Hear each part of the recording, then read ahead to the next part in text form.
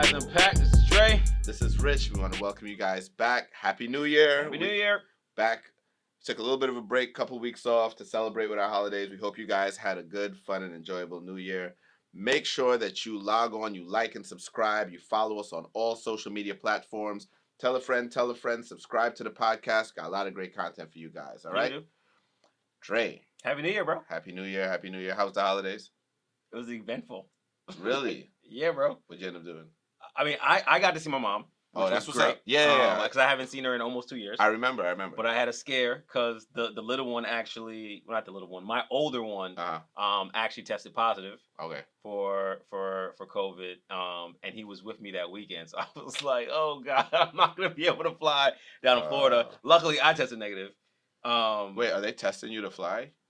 They're not, but I would not have felt comfortable flying down there knowing like I get what you're saying. I was positive. So I got tested the same day for a rapid. That came back negative, and then the next day I did a PCR that came back negative as well. So I was like, cool. That's my mom. Dukes cried. Let me tell you, I was gonna ignorance is bliss that dog if it was me. The only reason that I couldn't do that is one because my uncle down there is a doctor, and then he would have known because Cameron was supposed to come down there with me. So if I was like, yeah, well, Cameron didn't come. You're a fool. And then my grandmother's down there as well, so it's like, right. You know what I mean? Okay, say that because I'm about to say everything else that you said. He fuck everybody else. You said a lot of stuff. I was like shit. Everybody getting COVID down this motherfucker. I'm just playing. I would not have rolled those dice, but it's funny. It's crazy how many people are rolling them dice. Bro, I was actually supposed to have lunch with a colleague the day that I found out about Cameron.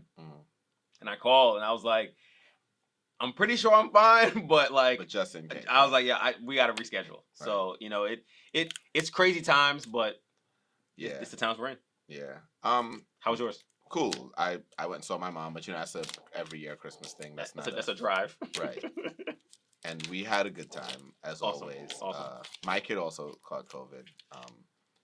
But she was fine. That was the thing. As a child, sure, her symptoms were very mild the first day. Now, I hope her mom doesn't let her watch. She doesn't really let her watch the episodes, but so she doesn't know she had COVID because she was freaking out when she thought she might have it. So when her mom told me, she was like, I don't know what to tell. I was like, just tell her she's got the flu or something, right? Right. So we lied. We absolutely. So I was talking to her on Christmas Day. I wasn't sure what her mom had told her at the time because, we had discussed it. Y'all weren't on the same team for this one at least? No, it wasn't even that. It's we had discussed it. Sure. And then we never got our follow-up for me to find out what she said before I actually spoke to my kid. So I just wasn't going to say anything. Right. Because I was like, I don't know what she told her. And then we're talking and she was like, I was like, so how are you enjoying, your Christmas, what you get, blah, blah. And she said, it's cool, but I got the flu. So in my mind, I'm like, okay, that's the story. Got it. Nah, you got the flu. And, but like I said, she was in good spirits. She's been fine. I've talked to her daily since then. And it hasn't been like I said, the kids are the symptoms are so mild. So yeah. And I mean, I don't know if it was Omicron, Marion, whatever it's called, that got to the kids, but what I was talking to my uncle about, and it totally made sense. I never really thought about it this way. He was saying that one of the good things about this particular variant, at least for now, in this moment, is that it's so contagious. And essentially, the more contagious a virus is, the quicker it runs through. Not only that, but it also is the least fatal it is. Yeah. So, as you notice, people get the cold all the time. Right. Cold doesn't kill you for the most part. And the thing was, they were saying that there's a chance that because it is spreading so quickly, there's a chance that herd immunity is gonna spread and run through everyone more quickly than that slow. People are catching it so. Hopefully that's the case. I mean, I've been the Mario meme running through the fireballs. I haven't caught it yet, but I also am at the point now of it's probably just I'm on borrowed time. Bro, That's how I feel. I literally was talking to somebody about this yesterday. I was like, look, if the direction we're going in is that it becomes so contagious, but so I want to say harmless because it's really never been harmless, Right. but it's like a common cold.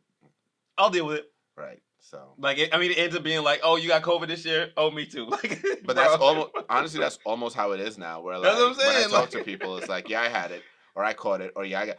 It's the bad part is now I have, people around me who are like, all right, so I'm a little sick. I don't know if this is COVID or the flu. Bro, I'm like, right. Okay, I don't know if it's my sinuses. I don't know if it's my allergies. Right, Like, so I'm like, so, okay, stay over there until you figure it out. But like, you sniffle, like, you eat something with pepper in it, and you like cough. You like, right, I know folks, I just ate pepper, folks, and but then it might be COVID. Don't do it around people because they immediately. Everybody be like, "You alright, bro?" Like, right.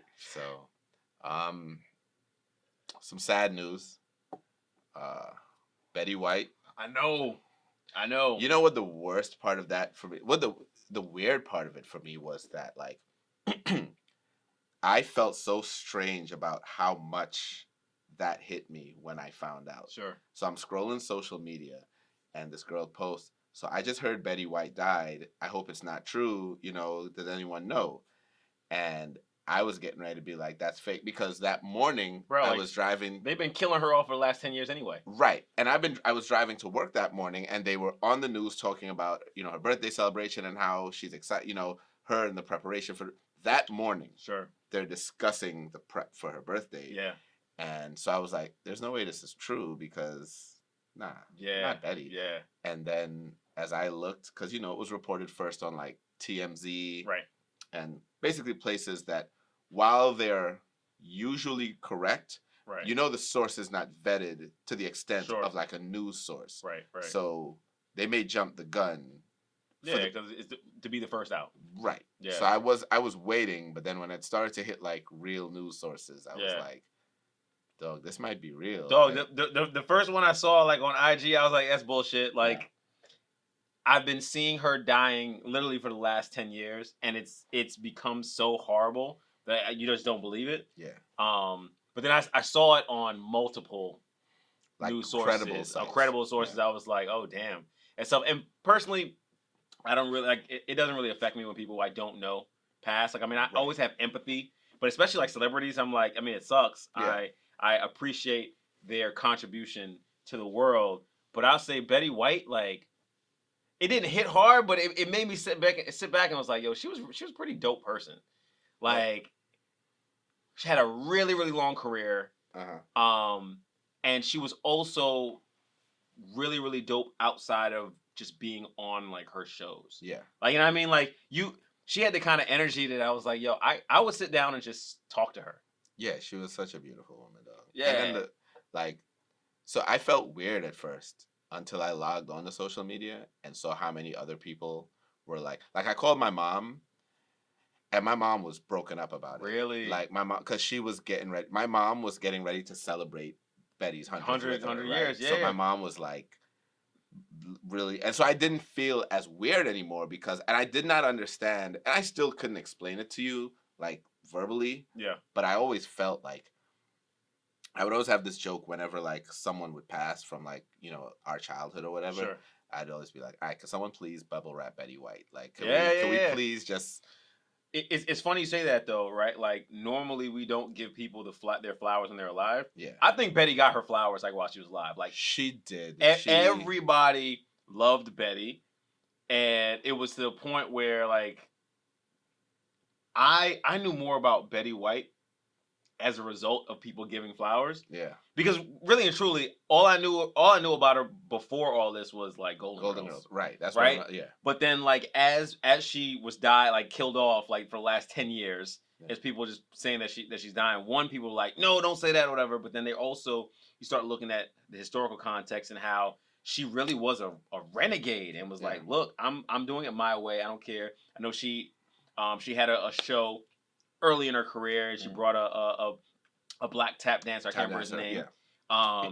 And they were trying to tell her that she had to get him off the show. And she was like, deal with it. Not only did she say deal with it, she gave him extra time. Yeah. And then like they cut her show soon after that, which tells me like, yo, she really was a legit person, and it showed throughout her entire career, which I think is just dope. Like, honestly, dog, like the fact that, and I posted this meme, but it was I posted it because it was so real. Sure. It was like, live your life in such a way that even when you pass at 99, the world is like too soon. Right. Like, Yeah. because think about it. So many people have passed this year, and we all mourned in one way or Right. the next, and we all acknowledged it. Right. But I don't think anyone, at 99, you've lived your life, and we wanted Betty to just keep on going. Like, Forever. we were not ready for Trust this me. 99-year-old woman to pass of natural causes, as Right. far as we know. Right. So That was like my grandfather passed in 2019. Mhm.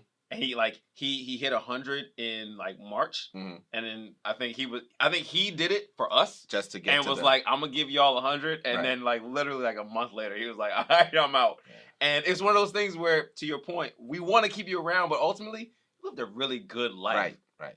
Like She did. she good. She did. So, She good. So shout out to Betty. New Year's Eve, though, I'm on a completely unrelated topic to Betty. Okay. Your boy Andy Cohen. Yo, he was litty. I don't know what De Blasio did to this man. Before we get to Blasio, I want to know what he was drinking. Bruh. Cause my boy was so litty on New Year's Eve. You know what's crazy is how much. So, okay, we'll drink a little bit here, right? Right. And you remember, like, the first episodes, we realized, all right, we drank too much. Way too much. And we even have the benefit of editing or just not airing an episode. If we Sure. if we look at it later and it's like, They were like, nah, that's just not. Right. Because matter of fact, we actually, our very first episode, we never right, posted because it was way too litty. right. So New Year's Eve and you're live, and they're like, yeah, let them drink. Not only let them drink, just have at it, because Whatever you want to do.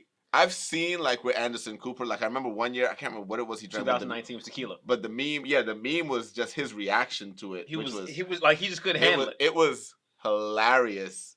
And I was like, oh, shoot, I think that's real. And that was me just, right, that's what I'm saying. Yeah. It was me acknowledging, like, they're drinking real alcohol on live TV. Yes. So seeing Andy Cohen, I was like, bruh, no one who at CNN, whatever, who thought this made sense? Bruh. Let's get them drunk and put them on TV live Right. New Year's Eve. Right. Like, bruh. And of course. And one of the most festive times of year. Right. And so Andy was lit. And you already know Andy is like fairly flamboyant. Mhm. So to me, it just made it funnier to me.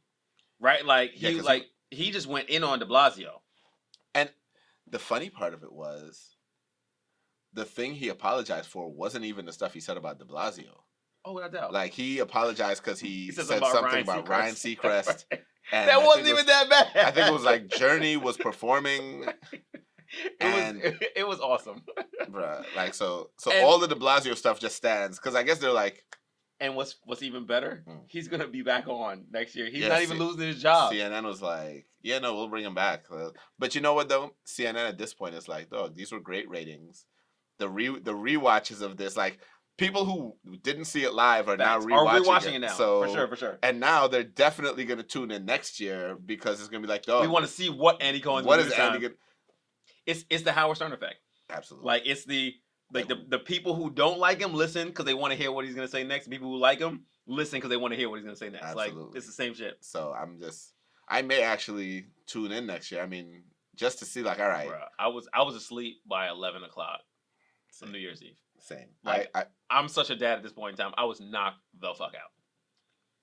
I went to bed around 8, and then, like, my mom called me at midnight, and I got a couple other calls at midnight. But my mom was the first one. Okay. And I had a couple others. And after I Happy New Year'd it up with a couple of people, I went right back to sleep. Bro, like, my phone was buzzing, and I literally put it, I picked it up for a second. I was like, I don't have the energy for this. And put it right back down. Yeah, so start of the new year. Yep. January 2022. Yeah. First snow of the season. Bro, and what a snow it was. Crippled Virginia. Like, and you know, it was like the meme was like, yo, snow showed up like, no, winter showed up like, I heard y'all was asking about me. Like, what? Because was, okay, let's talk about it. Mm-hmm. New Year's Eve, warm. it was legit in the 60s. 50s and 60s, yeah. So that was on what, Friday. Mm-hmm. into Saturday, and Saturday was actually pretty warm too. The day before. Because matter of fact, because New Year's Day, I actually went for a run. I remember going for a run, and I ran in shorts. I was at work, and I saw a bunch of people. Most of them were white, but they were all white. They were all out running in shorts, and I even joked about it with a friend of mine, like, man, they could not wait for a little bit of warm weather. They out here because they came out. It was outside. I was in my shorts. I had a long sleeve shirt on, but I had on shorts, and I was sweating. It was warm. No, it was nice out. That was Saturday. Sunday still wasn't bad.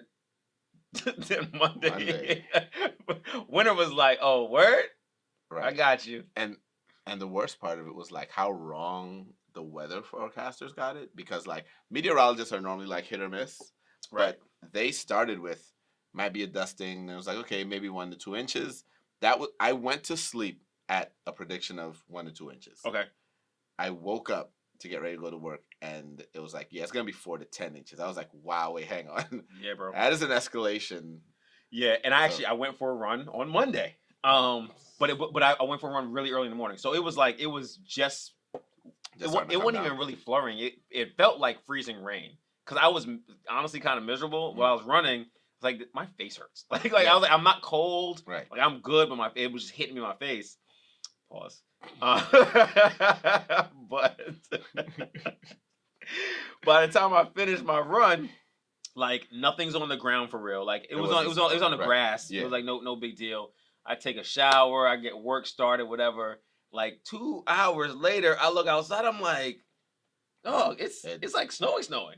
And so so for anybody who doesn't know, like Virginia, the I-95 got completely shut down. Dog.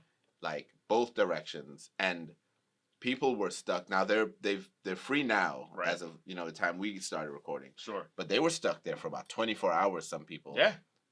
Senator Cohen was stuck in traffic, and he was driving from Richmond. He said it normally takes him 2 hours.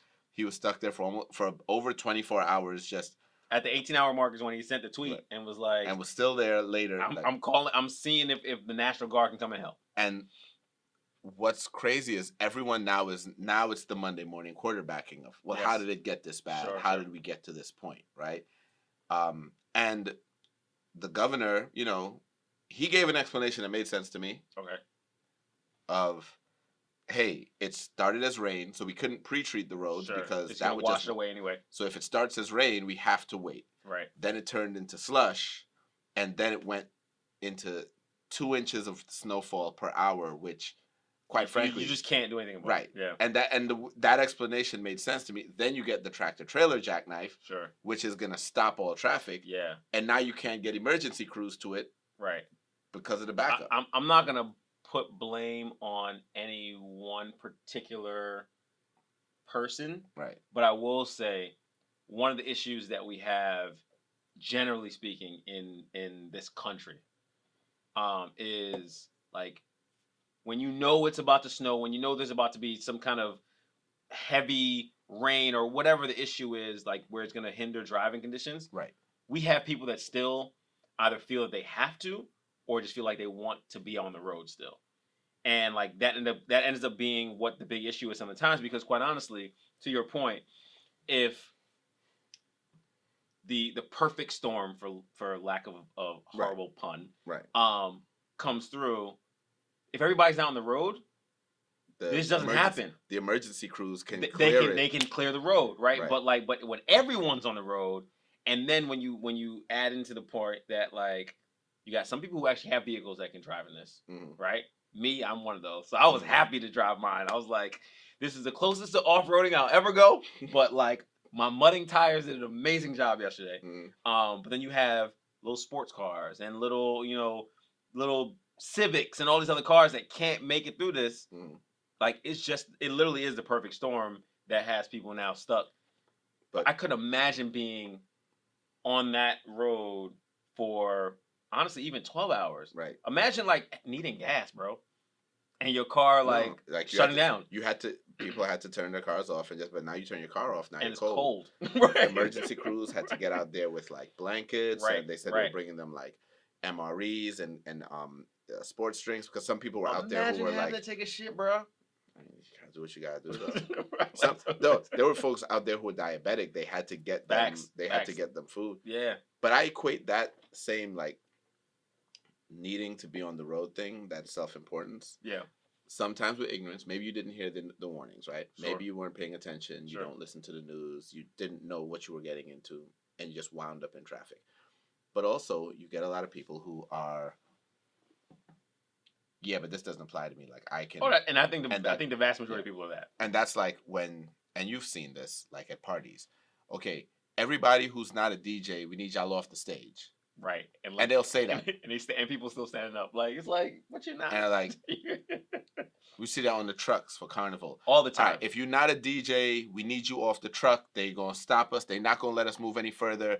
But of course, you got a couple of chicks on there or a couple of dudes who know a dude. And they're like, yo, that don't apply to me. That's they talking to them. They're not, they're literally talking to you. Right. You know what I'm saying? And then they don't move. And so now progress can't go on. So now you get these people, they say, hey guys, if you don't have to be on the road, stay off the road. And you get people like, yeah, but McDonald's though. You know what I'm saying? It's like you on the road for this the it's most be a quick run. Right, like because you don't realize though that quick run, now you stuck. Now you crash. Or you now it's 1,000 quick runs stuck on this road. On this road because everybody decided, well, I need to run out real quick. Right. So glad, like I said, it's open now. There were no major casualties, so that was the good thing. Like they were able to get it, sorted out and straightened out without any major casualties. Sure. All right. So Christmas though, and we're gonna post this on our Instagram page because y'all have to actually see this video to appreciate this. So. And feel free to comment, chime in, tell me what you guys think. But frame it up anyway. So I'm gonna. Yeah. So, a man catches his girl cheating. Right. And so he decides for Christmas to give her presents. And what he did was he wrapped up all of her stuff, packed it all in a suitcase, wrapped it up. It's so fucking petty, though. And then filmed like her reaction as she's opening it. And then when she opens the suitcase, it's like, yeah. Are we going somewhere? And I was like, no, you are like, yo, like get out. Like I know about you and old boy, whatever his name is. Right. And she's like, and let me start by saying this, right? You know, a lot of stuff on social media isn't real. Sure. Like I've seen a lot of videos that I'm looking at. I'm like, that's fake. Like, right. That's staged. Y'all are not good actors. This is staged. Right. I'm gonna tell you. It looked real to me. It looked real to me. Right. If this is fake, they did a really good job. Because they made this very believable. Sure. I was like, nah, bro. I think he caught her cheating. I think this is real. And her reaction will seem genuine. So the beauty behind this though is like I think it's still a very valid scenario that we can just discuss regardless if it's real or not, right? Yeah. So like in that situation, right? Let's say prior to Christmas, a couple of days before Christmas, because we don't know how long beforehand this dude know, but a couple of days before Christmas, a month before Christmas, right? Let's say you're a late shopper, a month before Christmas, right? You call that late? I mean, a month before Christmas? Like, I haven't even started a month before. All right, go ahead. I'm listening. Right. Either way, like you find out the girl you're dating is cheating on you, right? What do you do? Do you do this or do you like do something else? The fact that you breathe like that, right? Because here's the funny thing about this, right? Like, I felt like this was absolutely therapeutic for this individual. I do, because think about it, right? If a guy and a girl, let's use the girl as the one that's being cheated on, right? Okay. If she reacts impulsively, busts his windows out, tosses clothes out, whatever. Sure. There's a chance they'll get back together because in the moment she's angry, she's upset, and once she lashes out and vents all of that, and he comes back, hey baby, I'm sorry, it'll never happen again, etc., etc. There's a chance that, but a pretty good chance actually. Right. If she takes the time to really think about it, process it, absorb it, and then calmly, like if she packs his clothes up, folds it, and then puts it in a suitcase, there's no coming back, dog. Like, because she has gone through all 5 stages of grief, and but that's only her though. Because I bet he gets back with her. You think so? I bet he does. I don't know. I bet he does. Here's what I don't know. I don't think men handle cheating as well. I agree. So I I 100% agree. So I think a man knowing that his woman cheated on him, I don't think he forgives as easily. Here's the reason. I don't know them, but right. Okay. I don't know either, right? But like, here's the reason why I believe that they totally will get back together. Mm-hmm. He was too calm. To your point, dudes do not take cheating well. Right. They're usually irate and they become very impulsive and do real stupid shit. Mm-hmm. The fact that he, to your point, calmly packed the stuff, wrapped it, videotaped the whole thing. He ain't done with her yet. He's not done with her. I think the opposite. Here's what I think, again, for the exact reason I listed, right? The fact that he got there means that he hit acceptance. And he's I'm with you. It wasn't like in the moment, because I agree with you. If in the moment he had done all of that, I think that she had a better chance. He was too calculated, bro. Like, yo, dudes, what he did was some woman shit. Like, women are the type to like take time and know shit for fucking weeks and like do the whole presentation and shit. Right. Dudes, the fact of the matter is, most dudes, most guys are not gonna know their girl cheated and just sit on that shit for also true time. Like, you know, that's what I'm saying. Like, I just don't know. So now you gotta think about it like this: like, how much did he know? You know what I mean? And how much did he stomach? Because remember, you got to stomach it. This is making me think she was stomaching it this is making me think that it wasn't real. Like honestly. Again, I still think it was real because like their reactions, and you could chime in. Let us know if you think it was real and staged, because like I said, we're gonna post it on the page. Her reaction was very. Again, if they fake this, they're great actors. They are, because her reaction was very typical of a. Oh, you mean my friend, my bro? Yeah. Like the dude I hang out with? Right. My coworker? Was like, your bro? Right. No. Dog, she's lying. You deserve better, dude. Like I was 100%. And then he was like, no, don't touch me. Don't. Because she tried to talk. And he's like. So would you do it? I would probably. I'm petty, right? If I was in that situation, I just wouldn't post it. Okay. So even if I filmed it. Got you. Like, it wouldn't be for the world. Right. I would film it and I'd probably show like my friends. Right. Like once I got over it, I would probably show people I'm cool with. I would not, but I'm also super private. Like if you look at any of my Instagram pages, it's like it's memes and foolishness. Like so I wouldn't post my personal business. Because that's a little embarrassing, first of all, if it's real. A little bit. Right. And then back to your point, if he gets back with her, he looks like a complete clown later. He really does. So now you've done all of this, and he's going to. So like, and now next year y'all in matching pajamas. So I miss matching pajamas. So I'm just like I wouldn't post it. It would definitely stay in the archive. Now again, I would show my friends. Sure. I couldn't do it. I'm the kind of person like, first of all, I'm not sitting on that. Like I'm the type like once I find that out. Yeah. I don't need to beat around the bush. Like you don't got the patience. It's not even patience. Like I'm just not vindictive, right? Like I'm the type. Once I find that out, I realize when you say. And the funny thing is, I am actually petty. I'm not that kind of petty though. Like let's talk about this because for me it's let's figure out if we're moving in this direction or this direction. What's there to figure out? There's Zoe is moving in that direction with her. I hear you. Like for me personally, I think that cheating is a symptom of a much deeper issue. So I'm willing to at least hear you out and discuss what is going on. I don't think that like cheating is just the root cause of whatever it is. So I want to know what the root cause is. I think with women, you're right. Yeah. No, for sure. Yeah. For sure. Honestly, with guys too, though. Okay. I mean that's just my belief as somebody who has done my fair share of cheating, which is not like something that I want to actually applaud. Right. But look at all the therapy I've done, all the things that like all the introspection, like the cheating was not some like, oh, I just feel like cheating today. Like there was something beneath it all. Okay. Let me tell you something. I think guys cheat because vagina might be easy to get, and I think that a lot of guys will cheat on really great, like no issue, like and there won't be an underlying issue. Like if you look for the underlying issue, it'll be like, yeah, there really wasn't one, but this chick here. So I don't agree. You don't think so? I don't agree. Like and not to go too deep in it, but pause.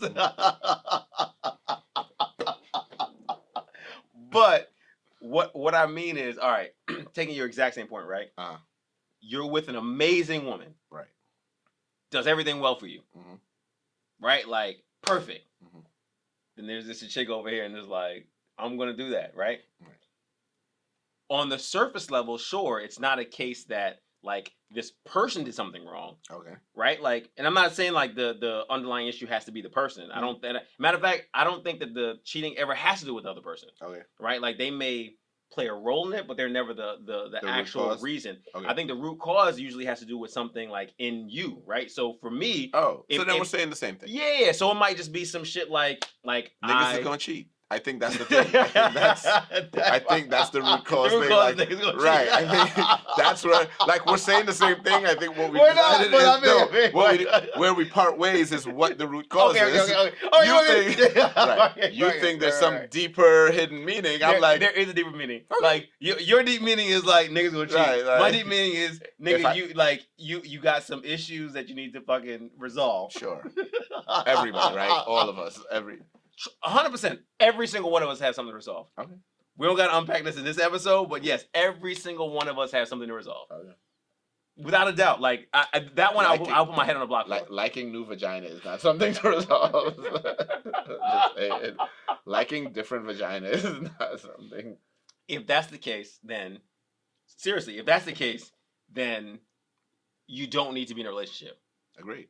And that's really what it comes down to. Like, so if it's a case that you really just want to have this insatiable appetite and you want to get new vagina all the day, like essentially what it is I don't need to be in a relationship, right? I don't need to settle on that construct. I think some men settle on that construct because they're told they have to. Exactly. No, I agree. I don't think it is natural for some, and I'm not saying all, because I'm not going to put everyone in the same basket. I can say that some men, when they find that person that makes them not want to, I don't want to see you unhappy. Sure. So me not wanting to see you unhappy will keep me from doing these things that I know will make you unhappy. However, even that is really just rooted in not wanting to make you unhappy. Sure. Which is not a good reason not to. It has nothing to do with the natural instinct or natural inclination of that man. Sure. Like that man's natural inclination is to procreate. And because his procreation doesn't involve 9 months of labor or being on the shelf. Like his procreation is an act and he's moving on. Yeah. That natural urge for that takes a lot of the emotion. Which is why I've seen where a man can be completely in love with a person, but still give in to that baser instinct. I mean, I've been there. Like I get it. Yeah. And that's why I said, like, a lot of the time the urge to not cheat comes not from not wanting to do it, more I don't want to hurt you. Right. No, I'm 100% with you. And that's fine. Like whatever it is that gets you to that point. Right. And I think like to your earlier point, we are making the same point, just like talking about different root causes. Really and truly, in that space, if you really don't want to be with one person, then you shouldn't be in a relationship. Like that. Like if we were able to get more guys to buy into that, right? Mm-hmm. We would solve a lot of these issues with a lot of women being hurt. The problem is, in my opinion, this is where my root cause starts to come into play. A lot of dudes don't want to be alone. So it don't matter like how many women you sleep with. If you don't actually if you are fearful of being alone, then like it's difficult to not still have that one anchor with the rest of the chicks that you're dealing with. Right. So I think for a lot of guys and even a lot of women, there's a place where the conversations need to be had where like you have an understanding. Yeah. Right. If for example, my desire to not be alone outweighs everything else, right? Sure. And I find happiness with you, then that is enough to keep me from finding physical gratification with other people. Yeah, outside, yeah. And so that works. And then we can do this forever, and neither one of us ever cheat, and we live happily ever after. Agreed. And so while it's me fighting what might be a baser instinct, it's okay because I don't have to fight it as hard. Sure. Because the other part of it is so gratifying. Right. That outweighs the rest of the shit. Right. No, I'm with you. But that's about you finding that person. When that Sure. person comes along, you're not gonna want to. You're not going to be interested in anything else outside anyway. Sure. The problem is, I think it's just a little bit harder for men to fight than it is maybe for women to fight, because men, again, like the old National Geographic thing I watched back when I was a child said, the cost of childbearing is expensive. Sure. The cost of sperm is cheap. So perfect. Yes. As a woman, yes, you're less inclined to be as flippant and cavalier. Right. Because the cost to you is heavier. A lot heavier. Right. Than the cost to the man, right. who is way less. And then if you even look beyond the childbearing, you look at child raising, and you see situations where you have men who are having kids out there that they're not taking care of. Right. So you're not even being held to task once you've done the act. Right. You're not responsible for your shit at the right. time. You're just sowing seeds. Like the only thing I'll add to that too is, and this is what makes it a lot more difficult, I think, for some of the men, is a lot of guys, and it's not the women's fault, it's not the men's fault, it's just kind of a condition of where we are. A lot of guys don't feel comfortable enough and safe enough to actually show up as authentically themselves with women in general, like whether it's their partner or whatever it is. And a lot of the reason why is because we're all raised, like when you start crying over something, what are you crying for? Yeah. What are you crying for? Yeah. Right? Like, I'm gonna give you something to cry for. Right. So essentially we're conditioned to almost understand that our feelings don't matter. And then it just manifests. Not even that our feelings don't matter. We're conditioned to not be vulnerable. Right. Like, well, I mean, and all that comes together, right? Yeah. Like, so it's to the point where like it manifests as adults, as when we feel something, we're not gonna share that with anyone. And taking that exact same example, let's say I'm that guy who wants to be with someone but also likes my shit out here. If I don't feel comfortable enough to talk to my person about, like, you know, I'm struggling because I feel this, whatever, then we can't battle that together at all. Like, I'm battling by myself in silence. Because I never gave you that option. Exactly. So, like, I mean, like, so there's so many levels to it. And again, like, I know we unpacked a lot of that in this little piece right here, but like, it can be unpacked so much more. And I think that we should, with some women, so we can get some pieces of their opinion as well. Because I think this is a good topic. No, I agree. Like, we can put a pin in this and revisit it. Yeah. With some of your female. I don't have many friends, so we can revisit it with some of your female friends to get them on the show. But so many levels to that comment.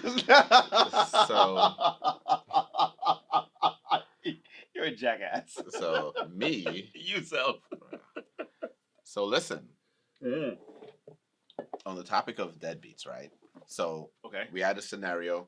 This is also going to be up on the Instagram page at Guys Unpacked. Woman has 4 kids. Oh yeah, I remember seeing this one. Right.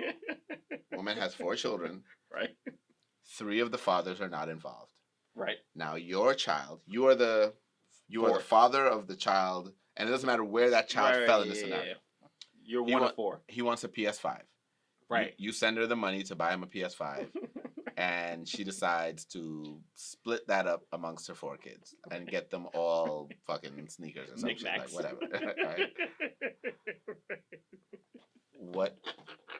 And if anyone has an opinion on this, feel free to chime in.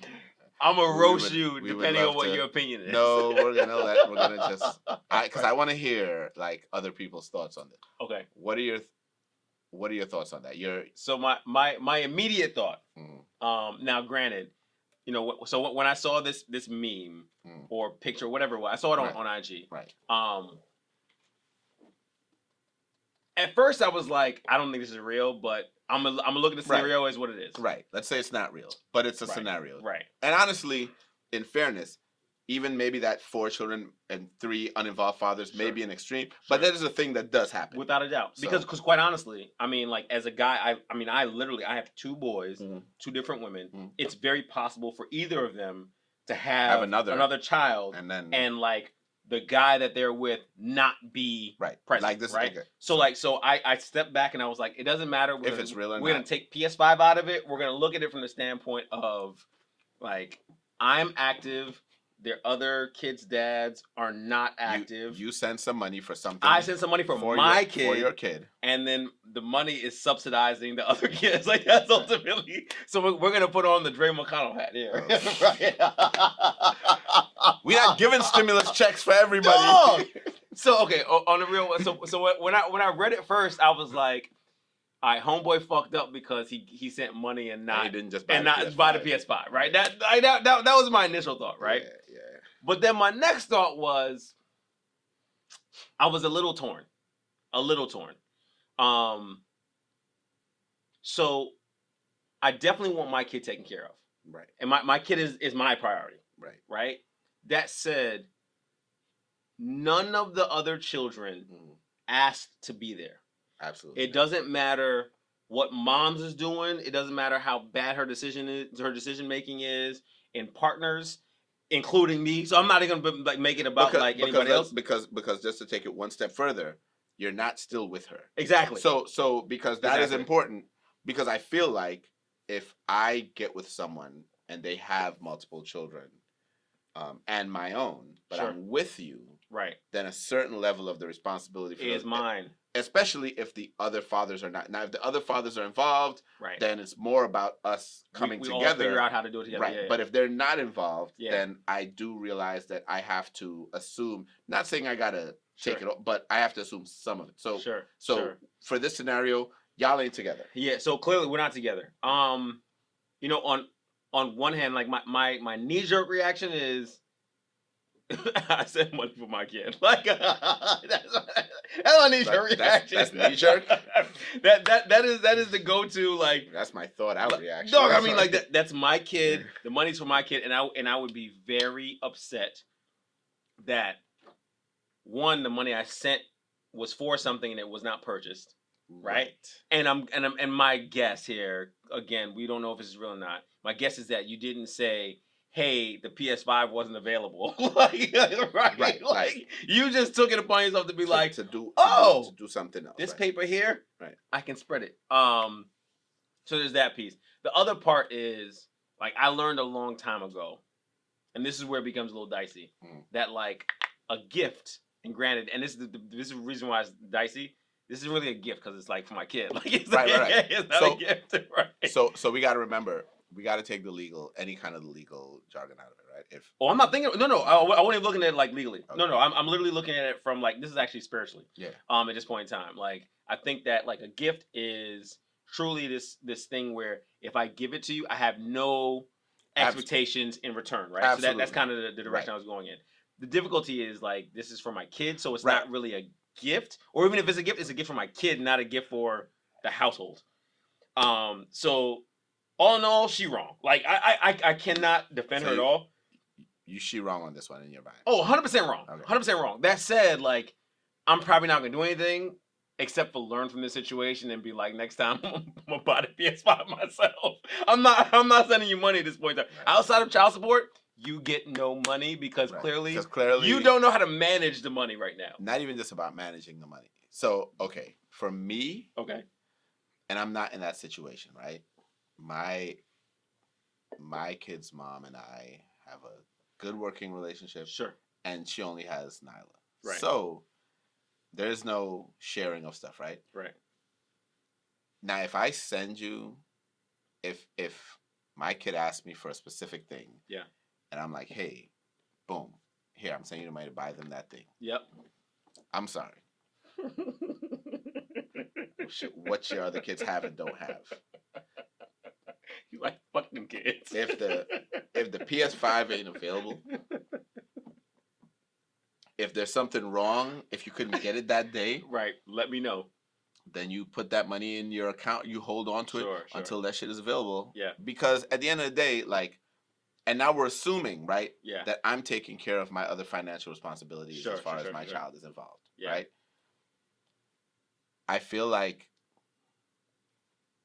while I'm with you, I'm not gonna argue with you. I'm not gonna fight a losing battle. Right. You already spent the money. I'm not down this hill. Right. It's not worth my stress and aggravation to argue with you about it. But the bottom line is, I do this shit again. The next time my kid needs, I'm just buying it for them. Like, that's outside of your child support, whatever. Like, I'm just like, you know what? Nope. Because now, and then let's take it a step further, dog. I buy them something and you sell it and do something. Like, I'm like, at this point, I'm irate. You know what I'm saying? Yeah, it's difficult because, like, so we can take the parent piece out of it, right? And think for a second, like, all right, so you have Nyla, I have Cam, and I have Kai. I'm sure you've had friends or family give you money for them. Yeah. Right? Right. I know for a fact, 'cause I've actually heard stories of this, where I say, yo, here's $50 for Nyla. Either put it in her account or buy her something for Christmas, right? I don't have the time to buy her anything, like, put it in her account, whatever, right? Now, there are some parents who will literally do exactly what I said and either put it in her bank account or buy her something with the money. Right. There's some parents who will be like, okay, I'm going to just take this $50 and, I'm going to use it toward whatever, like, whether it's food, whatever it is. Like, and the thing is, again, going back to the gift piece, again, this is a little different because it's my child versus me giving to someone else. How do you deal with a situation where I'm gifting Nyla, I give you the money, you decide, because you're technically the caregiver, like, I'm not buying her a gift, I'm not putting it in her account, I'm actually contributing to her well-being by whatever it is. I think that's simple. Okay. It's exactly what you said. And my mom and I actually had this conversation. And it wasn't even my mom and I. It was funny. It was like my mom and my aunt were talking about it in my presence about some stuff, right? Okay. But, like, so same scenario. Every holiday, Christmas, whatever, they would send money or give money to Nyla. Sure. And, like, her mom handles her bank account or whatever, right? And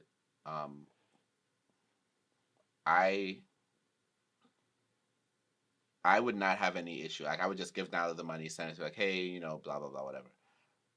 And my mom was like, had mentioned something about, well, we don't even know if it's going into Nyla's account. But she was like, but it doesn't matter because it's going towards her well-being. So I don't care what she does with the money. Even if I give it to you and say, hey, put this in her account, yeah, that's just a statement I'm making. I'm just saying, hey, put this in her account.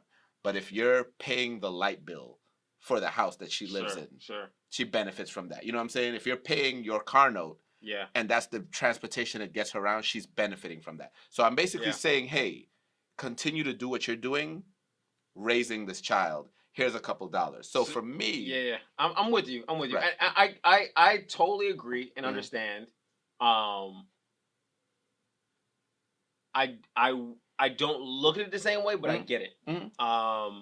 And you don't have to. It's And I think that ends up being kind of the bigger point, right? It's like we all view it differently, right? Like, and it comes back to literally even the same example. We all look at it differently. Homeboy gives her money for a PS5. For her, she's looking at it from the standpoint of, I have 4 kids to take care of, and I'm going to assume I don't have the means to take care of all 4 kids right now. This money is a blessing. I know it's for kid A. Yeah. But right now, kid A is not the only kid in my house. This money is going to benefit all the kids. Here's why I differ on that with you, right? So, again, like I said, my example is different. Sure. So, if my mom, my aunt, whatever, gives my kid's mom money, right, and says, hey, it's for Nyla. It's not for the other one. Put it in Nyla's account, right? No. I'm about to tell you, right? Okay. For me, there is no other kid. So it doesn't matter what she does with that money.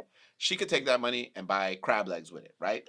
Then Nyla gonna eat some crab legs, so right? It doesn't matter, you know what I'm saying? So it's not. So I don't care. What if Nyla's allergic to crab? All right, I'll take it a step further, right? I'll take it a step further, right? Let's say she takes that money and buy crab legs with it, right? Right.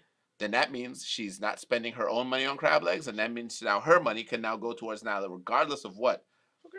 That money is going into that household, I like it. and that household benefits Nyla one way or the next. I like it. I like right, it. And that's my mindset, Right. directly or indirectly. I have never, so I'm not questioning. I don't care. I don't. Sure. Now, the only thing I did was I started an investment account for Nyla. Sure. Because I'm like, okay, cool. You have her savings. Right.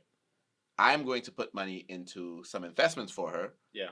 And this way, there's going to be two separate sets of money. And like again, I'm going to send you some. I'm going to put some here. We don't have to worry about it. You know what I'm saying? I don't care what you do with that money. Yeah. I don't care if that money doesn't exist. You pay for whatever, right? So that's my thought process with it. Sure. The problem is now we have this PS5 situation. If my kid asks me for a present for Christmas, that's where my difference is. Yeah. I'm with you. I'm with you. Bought you the thing you asked me for. Right. You just didn't get it. And you didn't get it. FedEx did not deliver it. Because your mom took my money and split it amongst you and your siblings. I have a problem with that. Because yes, on the surface, yes, it is benefiting the household. Sure, blah, blah, blah, but this is a Christmas present. Yeah. No, it's a tough one. So it's not even tough for me. I'm mad about that. No, I'm with you. I'm mad too. Like when I say tough one, I mean the situation is tough. Like I'm with you. I'm mad too. No, I wouldn't be mad if I knew you were taking, let's say the other three guys aren't on child support, they aren't sending, they aren't helping out, they aren't involved, right? Sure. And I know that the money I'm sending, you're using it for whatever, like it's benefiting all three. I'm not mad at that. Sure. Because at the end of the day, you have to maintain your household. Right. I can't help that those other guys aren't contributing. Right. I am contributing what I told you I could or whatever I'm able to. Right. And you're using that to make sure everyone's taken care of. Subsidize. I ain't mad at that. But if my kid asks me for a specific present, and I tell them, I got you. Right. And I got them. Right. And then you don't got them for me. That's gonna have me in my feelings because I'm be like, yo, I'm with you. Because the reality is, and I think this is how like we would both operate. I would assume. Mm-hmm. After that moment, we realized that didn't happen. It's like, all right, going straight to Target. Now on, honestly, for me, I'm not even sending the PS5. I'm gonna buy a PS5. It'll be at my house. When you visit, you can play PS5 at my house. Oh yeah, I don't even think about that. I might do that. Yeah. Right? Like because that way we avoid all issues because to your point earlier, if I send a PS5 and you sell that shit, like I'd actually be more irate if I send a PS5 and you sell it than if I send money. Right, because now you've done more work. Now you being vindictive. Like now you taking what I'm saying. So yeah, no. I actually what you said makes sense. I'm probably gonna just keep it at my house. Come play at my house. That's it. So speaking of what ifs though. I remember another one that popped up over the Christmas break. And I don't think this one will take too long. Maybe it will. Who knows? If you with your girl, doesn't matter how long it's been. Let's say a year, 2 years, and you ready to propose, right? I don't want to do that one. Let's say you pop the question and she says no. Yeah. That's over though. It's over. But that one's simple. Like. Just done. Yeah. No conversation. It's not about no conversation. Like if I propose, if we've been together long enough to the point where I've decided to propose, sure, and you say no, yeah, then I'm gonna slowly start transitioning out of this relationship because it's like we're not moving forward anymore. Right. We're not dating to marry at this point in time. Right. We're just and then there's no point in continuing. And the thing is like I understand like because I'm not a big marriage person, and that not when I say not a big marriage person. I'm with you. To me, it's not. That's not the be all and end all. Anyway, right, so if I'm there, right, then you're not. Then what's the point? What's next? Yeah. So I was thinking. So here's what I was thinking we were going. Okay. As I'm looking at the board of our stuff to discuss. So he looks at a board. Right. So I was thinking. Here's another what if scenario, right? Okay. Similar to this one, the man ordered to pay X number of dollars child support. I forgot about that one. Right. And he decides, for whatever reason, and this is going to be posted on the page as well, Guys Unpacked. That's right. He's ordered to pay X number of dollars child support. Sure. He decides, you know what? I'm not going to pay it I'm gonna send you things, diapers, jacket, whatever. I'm gonna buy items, and I'm gonna send them to you. Sure. And she decides this is not what I want. She left that shit outside. She didn't even take it inside. Sure. Who's wrong in that scenario? Totally, he's wrong. And I haven't been in that exact situation, but I've been in a similar situation. Mm-hmm. Not to get into the details, but I think what ends up happening is we allow our egos to play a role in trying to dictate the way that shit's supposed to be done. So so in this situation, he decided you need to do these things, and because I don't trust that you're going to do these things, I'm going to do them and give it to you, but I'm not going to give you your money. Right.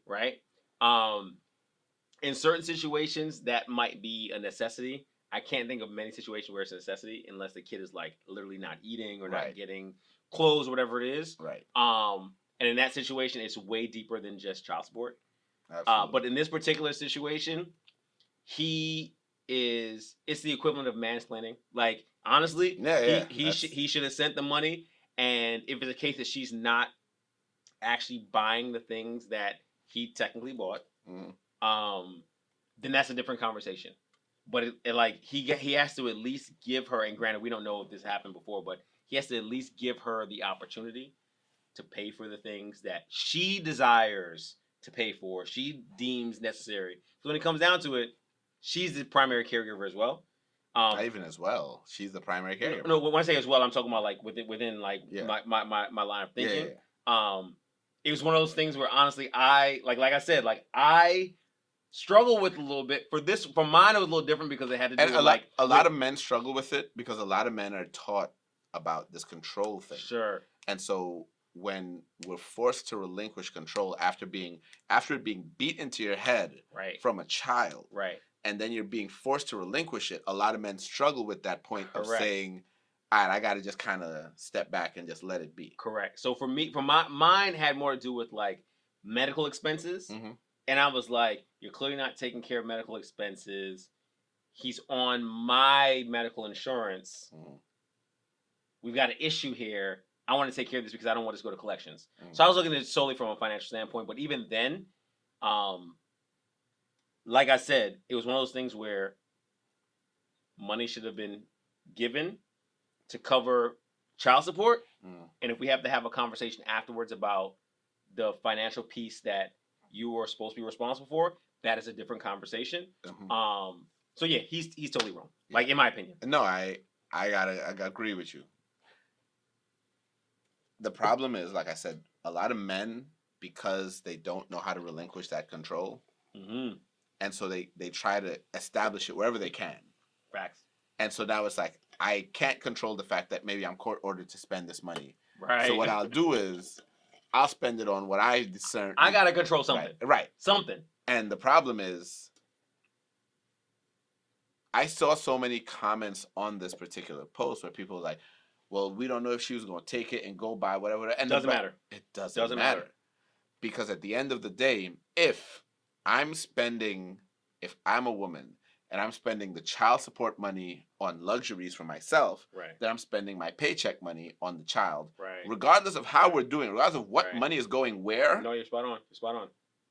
The child is still being taken care of. Now, if the child isn't being taken care of, that's, like you said, a different topic for a different day. Maybe we need to go back to court. Maybe we need to reevaluate her fitness as a parent. That's something different.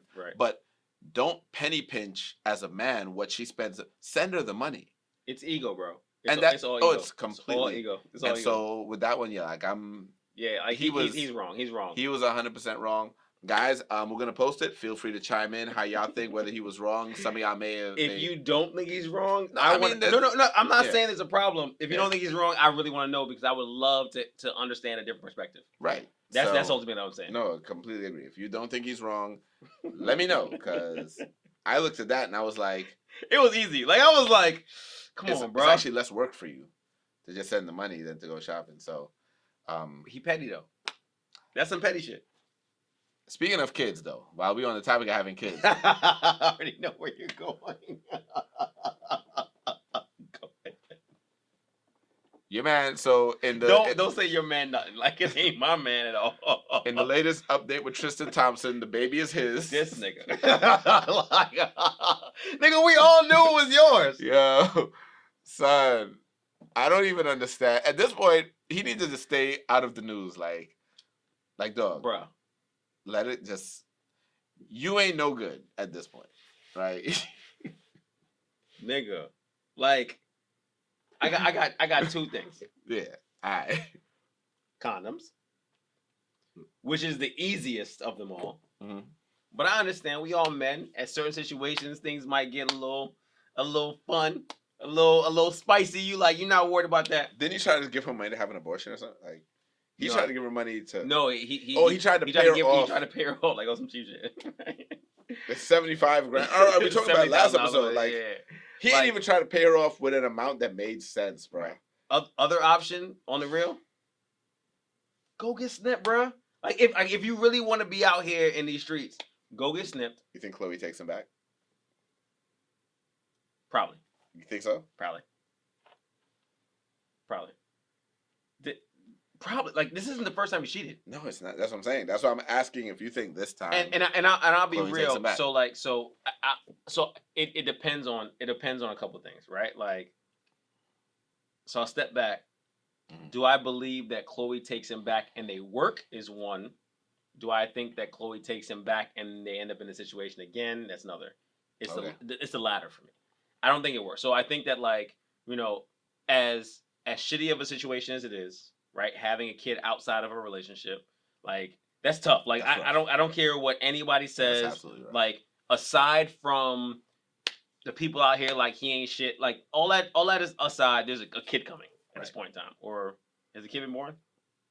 I don't know. Probably, yeah, probably. Maybe, I don't know. Either way, right? Like, that's a tough situation to be in, right? The difficult piece is, has he learned from this? Which we all know he hasn't. But I'm just saying. But that's my point. That's what I'm saying. Right. And that's why I had to break it down to, like, do they get back together and last, or do they get back together and it falls apart again? I think that they'll fall apart again. Because you don't think he's learned. But I definitely don't think he's learned. Right? Like, this dude, like, literally, like, he gaslighted the entire way, and then doubled down. And then, like, to me, the worst part about all this was when he realized there was nowhere else for him to go, he sent a dozen roses to his daughter before the announcement. Like, hey, by the way, you got a sibling. Like, I mean, yeah. And don't get it twisted. I've been a fuck nigga, dog. Like, I've been that guy. Like, not that guy, but like I've been that guy. Feel like Tristan is. Yes. But still, right? Like, it's like at a certain point, you gotta own, like, yo, I gotta fix my shit, bro. And I don't think he's there yet. I hope he eventually gets there, because end of the day, we all go through our shit. But he needs to fix his shit, like especially if he's out here like impregnating people. Like, you gotta fix your shit at some point. At some point. All right. All right. Speaking of having to get it together at some point. All right. Let's unpack old boy right now, right? Oh God. All right. So by now we all seen it. Antonio Brown. Yo, I loved him struggling to get that shit off. Like, right. So if you haven't seen it, I'm sure you have by now. You're under a rock if you haven't seen it. Antonio Brown had a meltdown in the third fucking quarter of the Jets Tampa Bay game. I'm not even gonna call it a meltdown yet, right? Here's what I'm not gonna call it a meltdown. I'm gonna describe it what it is. He had an altercation, an incident with the team, and decided to leave in the third quarter. Okay. And he on the sidelines removed his pads, his shoulder pads. That's why I call it a meltdown. Right. I hear you.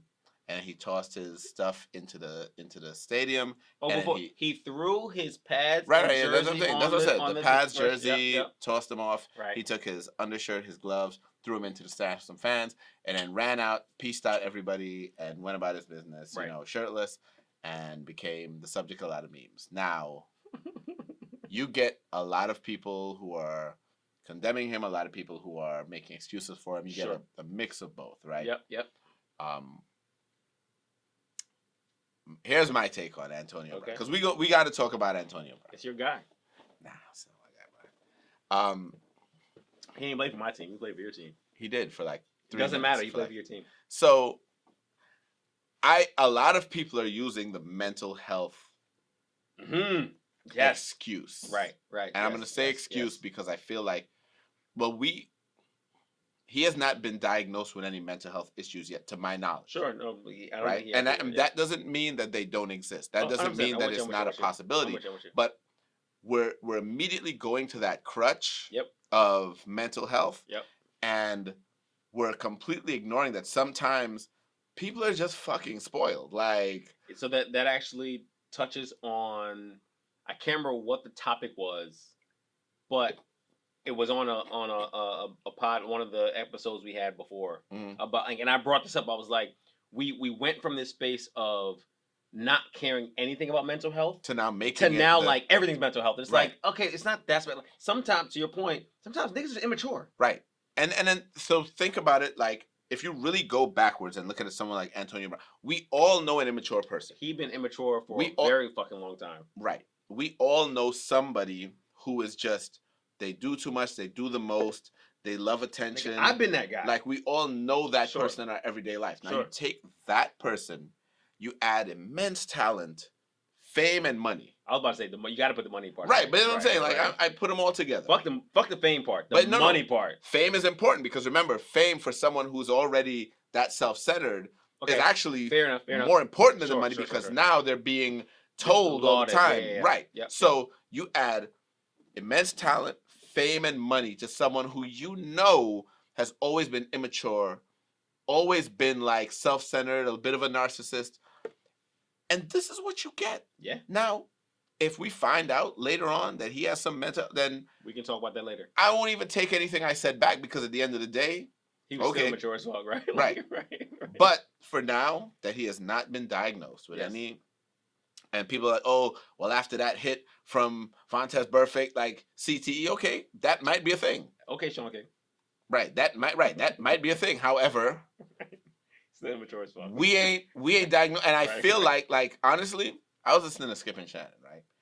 And they really like detailed all of his transgressions, and they go back. They went far back. Like when you and then stuff I forgot about. I was like, oh shit, that was him too. Like, he's been a problem, bro. Like in the locker room when he was fucking live streaming on Facebook, when Tomlin is trying to talk to the team about to get them ready for the Patriots, and end up getting beat. Like stuff like that. Like Antonio Brown has shown you kind of like this Kanye syndrome, right? Where I tell once you get rich and famous, and now you no longer have to answer to anybody, because people remember when the Raiders, who they put a lot of stock in, they paid him, they put all this eggs in one basket, and then they cut him, and he's like running back and I'm free at last. Like, free from what, nigga? You had a great fucking contract, right? Like, what are you free from?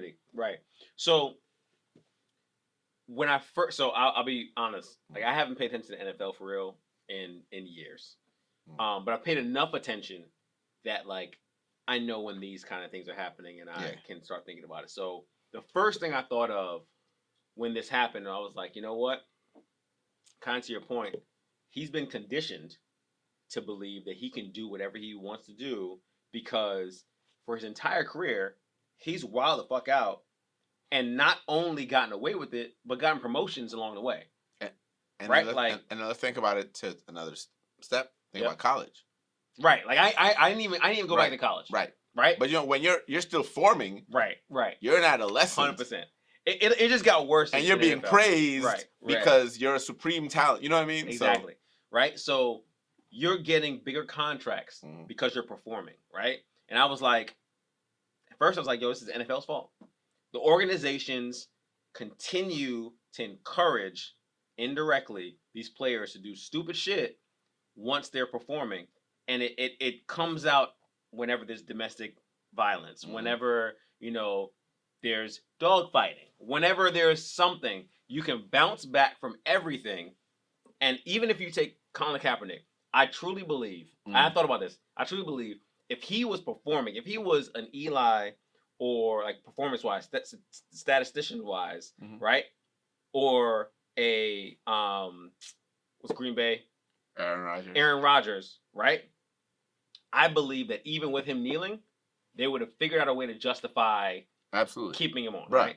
Because when he did it, like he was on the decline. No, and that's, He was still bruh. a great quarterback, but not No, but not great enough to justify this shit. Here's the thing, like I'll let you finish, but people forget now. He was on the bench when he was kneeling. He was not 100%. He was not a starter. He was not a starter. So like, Yeah, all of this talk about how great it was, like, right, that was a year and a half outside of that. right. He was at this point benched. Right. Quite So- honestly, he was on the wrong team. Like Right. if they really wanted to make the argument Mm. that he's still this great player, which true to be told, he was a greater. I believe he had a lot of talent. Without that, he was a greater second stringer than some of the first string Absolutely. quarterbacks across Absolutely. the league, right? Absolutely. But in this particular situation, he was a second string quarterback, Right. right? So like he was not going to be given the opportunity Because to you be don't, amazing at this point in time. because you as an organization don't have to risk Correct. for him yet. Correct. Right. And that's what a lot of people. So all that to say, Antonio Brown is a product of the environment of once you perform, we'll look the other way. Because, bruh, think about it like this, right? Look at Ray Rice. Nigga. Ray Rice was a top tier running back. Amazing running back. He dipped. Then the domestic violence thing came out. Then he faded into obscurity. Yep. He was not had that domestic violence situation. Because think about like Greg Hardy, right? Greg Hardy's accusations were way worse than Ray Rice's. Correct. He threw the chick on a gun full of beds and all this other craziness. All that. Yep. But he was still currently performing Amazing. at a high level. Right. They gave him several chances after that. Ray Rice just disappeared. Yep. Yep. Disappeared. Correct. Because he was already on the downslide in his Correct. career talent-wise. Right. And organizations, for better or for worse, I'm not absolving. I'm not saying the NFL is right for this. But they're 100% like, we'll deal with the bullshit. We'll stomach the controversy because guess what? You're still bringing more to us than you're taking us down. Because look at like Michael Vick, right? Yeah. Michael Vick got arrested, convicted. So convicted felon. Right. But came back and went to the Eagles and performed. And got another big contract. Boogied. So then when he was going to the Steelers, right, the fans were ready to boycott because they were like, and keep in mind, Ben at the time. I was about to say domestic violence. Ben had rape charges or whatever at the time. Right, like, and they were ready to boycott Michael Vick. It's like, yo, he killed and the worst part about the Vick piece was he was not even like a direct player. He just owned the shit. He owned the shit. So like when you think about it, right? They were ready to boycott, but the Steelers were like, I'm gonna stick beside him because end of the day it was like, nah, he was just balling out. He was balling out in Philly. Like he put numbers up. He's a backup now, but it's still Michael Vick. Right. So right. End of the day, the NFL, and it's not even just the league, but there's the teams in the league. Right. Because the league may be like, all right, well, we don't want to touch him. But then some team will be like, yeah, but we need a wide receiver. Right. And which brings me to the point I was making, right? Like, so that I thought at first it was the NFL. But then I stepped back and I was like, this is actually society. Like we as a society have set up this space where once you're doing something to benefit someone of power or the masses in some capacity. So usually that means if you're making someone money or you're entertaining the masses in some space, we'll give you a pass. More importantly, dog. And I hate to put it like this. I feel like we, as a people, have gotten so comfortable in making excuses.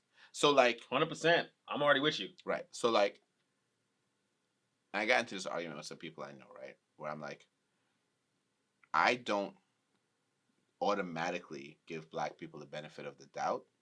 Because at the end of the day, if I give everyone in any particular group the benefit of the doubt, then my arguments lose credibility. Always. Yep. Because they're going to be like, oh, well, you're always going to stand up for so-and-so. Sure. So I can say, all right, I want to hear what happened. You're wrong. You're right. So at a minimum, you'll at least be like, well, let me look into this time when he said this guy is right. Because he will call someone out if they're wrong. When the AB thing happened, you got so many people in our community that started making excuses for AB, and I'm like, guys, sometimes a spade is just a spade. Sure. They were like, oh, well, he was supposed to get such and such incentives, Right. and they pulled him because they didn't want him to get his money, and that's why he stormed out. And then you find out, no, that wasn't the case at all. That wasn't the case at all. They were actually force feeding him. I was about to say, because Brady's the kind of guy who, like, he's like, oh, let me get you your incentive. Right. Let me throw these. Remember, Brady's a guy who has historically taken less money all his career to get other people paid because he understands. He knows that the big picture is. I can't catch the football. Right. I can only throw the shit. So as long as I'm good money wise. Right. I don't need another dime of this. So I'm good money wise, health wise. So my wife is fucking beautiful. So like, if me getting you money just means I got to throw the ball to you. Here. So no, they didn't pull him from the game, and so that argument got quickly squashed. Then we heard the next argument where he was injured, right, and told the staff like I can't play, and they were like, you got to play. If you don't play, then you're out. And what they even said was one of the reports was that Bruce Arians went to him like, "No, we're trying to get you your money, like get back out there." So I got two things about that. Mm-hmm. So the first being, as an athlete myself, right? Like the first being, granted, I'm not in the NFL, but if you feel you're injured and you know that you're not able to actually play, but they're forcing you to play, don't run full speed. Just don't get hit. Right. Go out there. Don't go out there. Don't get open. Just don't get hit. And then the reality becomes, honestly, you're used as a distraction because once you're out there, they're gonna respect you. They have to give you enough attention. Right, so even if Arians' mindset was, all right, well, if we got 2 more games to get you your money, right? Because they knew.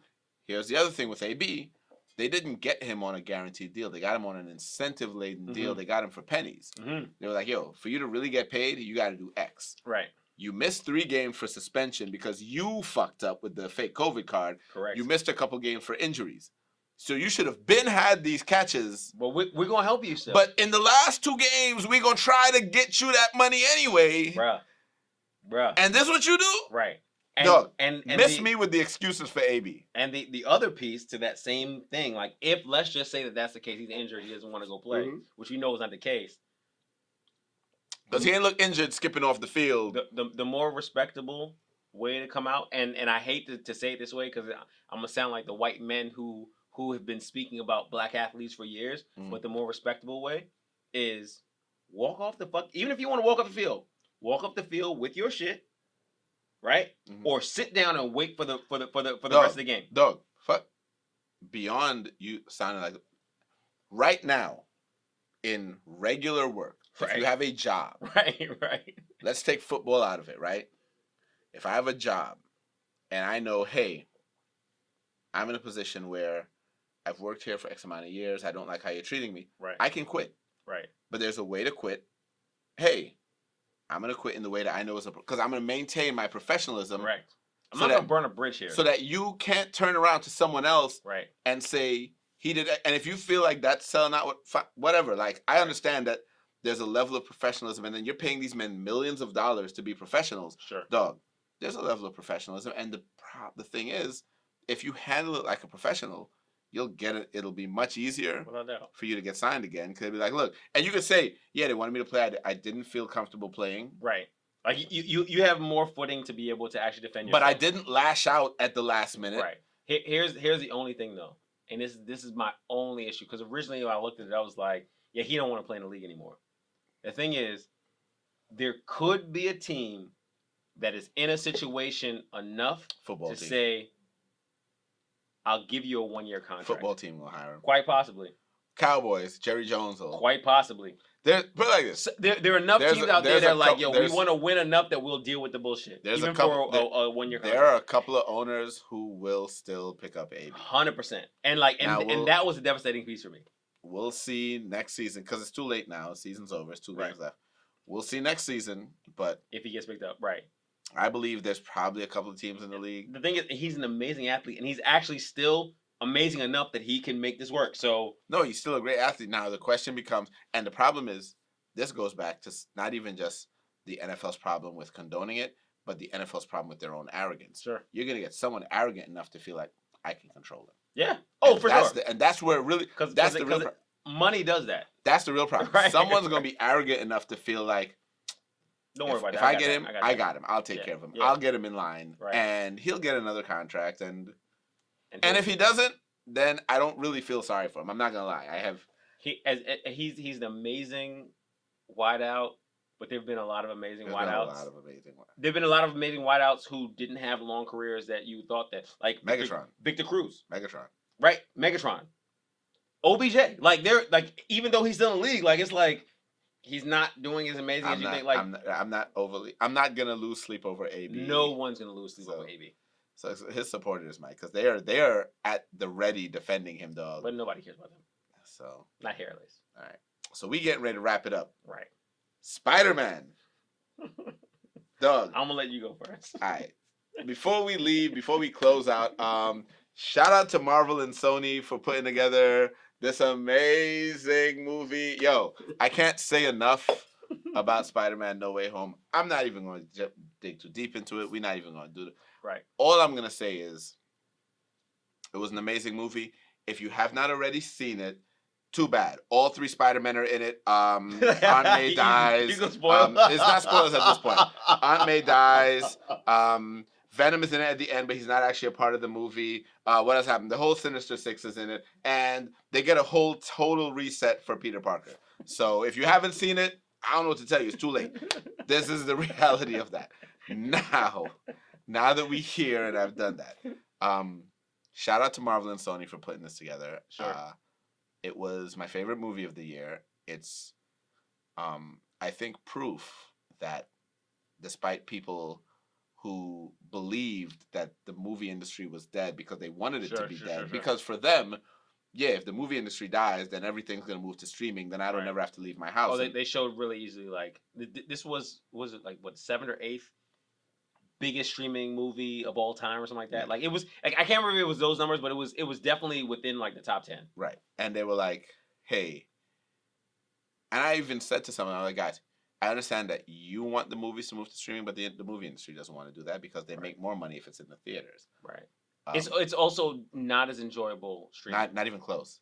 Not even close. Like, as much as I appreciate the convenience of being able to, like, press pause, go to the bathroom, press pause, go eat, whatever it is, like, it's just not the same sitting in your Let me tell you something. I stream certain movies that I don't think are theater worthy. Yeah. Theater worthy movies, I want to go squish on sticky floors with a big bucket of popcorn. All that. I'm doing all of that. So some movies, I don't care if it's available on streaming. Yeah. I'm going to the theater. Yeah. So, but Sony and Marvel did an amazing job. I had no complaints about the movie. All I ask now is, Sony, I beg you, please, now that you've given Tom Holland this reboot as Spider-Man, please allow the MCU to continue his story. You have Andrew Garfield, and you kind of even have Tobey Maguire. Let them do what they do in your Venom, Morbius universe, whatever you're doing over there. Because we've already opened the doors for y'all to use them over there. You don't need them in the MCU. Please let Kevin Feige and Marvel continue to use Tom Holland. That's all I ask. That's all I got. So I'm not gonna dig deep. So I saw it late. I saw it actually Christmas Eve. Okay. So that was a week after it already come out. I was opening. Yeah, I know you were, which was like the Thursday, right? Like, it was the Thursday. Okay. Could have been a Tuesday. So I think that, like, for me, there was so much hype for it that when I got there, like, I think it was a great movie. Mm-hmm. Let me put that out there. I thought it was a great movie. But I think it was overhyped. Like, I expected way more because of all the hype. And the thing is, I think that I would have thought it was hyped without the hype if I'd seen it before the hype. If that makes sense, right? Okay. It was great. Like, I enjoyed it. I won't lie. There were a couple points where I was kind of dozing off in the early part of it before the action started. There was a lot of exposition. That's to tell a lot of story. But it was great. I love the fact that Sony and the MCU like came together. I know you just asked your request. Please. My request is, I mean, let's get Miles. Let's get Miles on the MCU side though. Like, I don't want Miles on Sony's side. No. Here's what I would like, right? because now that they have completely kind of done the crossover, now that the MCU owns all of the Fox properties, so they own X-Men and Fantastic Four and all that stuff, right? But they still have to negotiate with Sony. Sony has their Into the Spider-Verse. Yep. If they can now, because that is animated, and Sony, feel free to take this idea. Because now you've rebooted Spider-Man in the MCU, right? You can absolutely introduce a live-action Miles in the MCU, bro, without it affecting, because you've already established That's what I'm saying. You already established the multiverse, right? So you don't even have to give them your Miles, bro. All I want to see is in real life Spider-Man wearing a pair of J's. Like that's what bro. Like even if you don't see a face, if you could just see like the Spider-Man leg and a pair of ones, that's it. Dog, that's all I want. That's all I want. Matter of fact, it could even be in like the credits. Like that's all I want. That's all I want. Please. Sony, please. MCU, can we make this happen? Make it happen. Can we get a live action Miles Morales moving forward? Please. Well, that was it, dog. First episode back for the new year. Yeah, man. All right, guys. We've had a lot of fun. Make sure that you follow us on all social media platforms. Please. At Guys Unpacked. If you're following the YouTube page, please subscribe to it. Tell a friend to tell a friend. The Guys Unpacked, we are back. All new episodes for the 2022 year. And we're going to hope that this is better than that last thing that took Betty White on New Year's Eve. Please. We ain't gonna talk about that again. Somebody please bubble wrap James Earl Jones before this is over. Facts. And with that being said, this is Dre. This is Rich, and we will be back next week with a new episode. That's right. Of The Guys Unpacked, and we out. If you enjoyed this, make sure you check out all our full episodes on YouTube at Guys Unpacked. Also available anywhere you get your podcast, and follow us on all social media at Guys Unpacked.